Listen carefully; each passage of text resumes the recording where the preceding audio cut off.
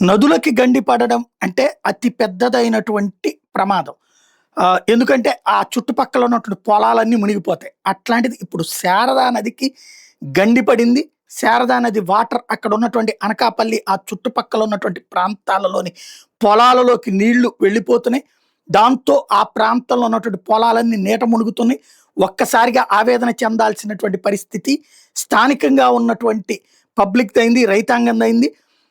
తుఫాన్ అయిపోయింది, problem solve అయిపోయింది అనుకుంటున్నటువంటి దశలో ఒక్కసారిగా వచ్చి పడినటువంటి ఇంపాక్ట్ అనూహ్యంగా తయారైంది.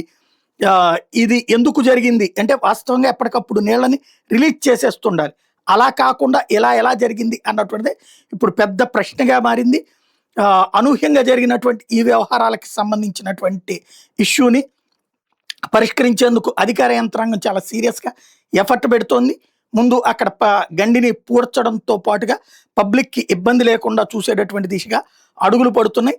రాబోయేటటువంటి రోజుల్లో దీన్ని పూర్తిగా సెటరైట్ చేయడం ఎట్లా అన్న దాని మీదన ఆలోచిస్తున్నారు.